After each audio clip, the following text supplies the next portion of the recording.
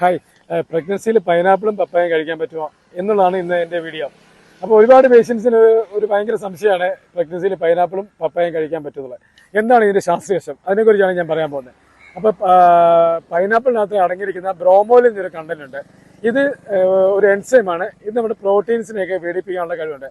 അപ്പോൾ ഇത് കൂടുതലായിട്ട് കഴിക്കുകയാണെന്നുണ്ടെങ്കിൽ നമ്മുടെ യൂട്രസിനൊക്കെ ചലനങ്ങൾ ഉണ്ടാകും, ഗർഭാശയം ഷോർട്ടനിങ് ആക്കും, ബ്ലീഡിംഗ് ഒക്കെ ഉണ്ടാകാനുള്ള സാധ്യത ഉണ്ടാവുകയും അതുകൊണ്ട് അബോർഷൻ ഉണ്ടാകാനുള്ള സാധ്യത ഉണ്ടെന്നൊക്കെയാണ് പറയുന്നത്. അതുകൊണ്ട് ഗർഭിണിയുള്ള ആദ്യത്തെ 3 മാസം ഈ പച്ച പൈനാപ്പിൾ അവോയ്ഡ് ചെയ്യുന്നതാണ് നല്ലത്. അതിനുശേഷം പിന്നെ പഴുത്ത പൈനാപ്പിൾ കഴിക്കുന്നതുകൊണ്ട് കാര്യമായിട്ടുള്ള പ്രശ്നങ്ങളൊന്നും ഉണ്ടാകത്തില്ല.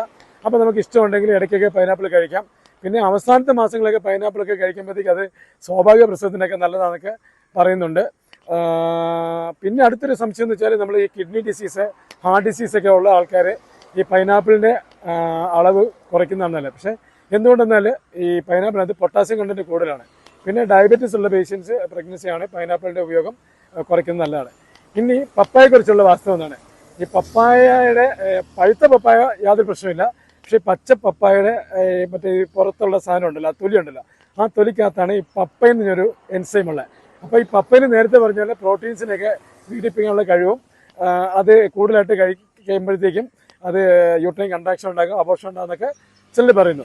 സോ അതുകൊണ്ട് നിങ്ങൾ പ്രഗ്നൻ്റ് ആവുകയാണെങ്കിൽ പഴുത്ത പൈനാപ്പിളും പഴുത്ത പപ്പായയും ആദ്യത്തെ ഒരു 3 മാസം ശേഷം നിങ്ങൾക്ക് ഇഷ്ടമുണ്ട് ഇടയ്ക്കിടയ്ക്ക് കഴിക്കുന്നുണ്ട്, യാതൊരു ദൂഷ്യമില്ല. സോ ഫ്രണ്ട്സ്, വീണ്ടും ഒരു നല്ലൊരു വീഡിയോ ആയിട്ട് വീണ്ടും കാണാം.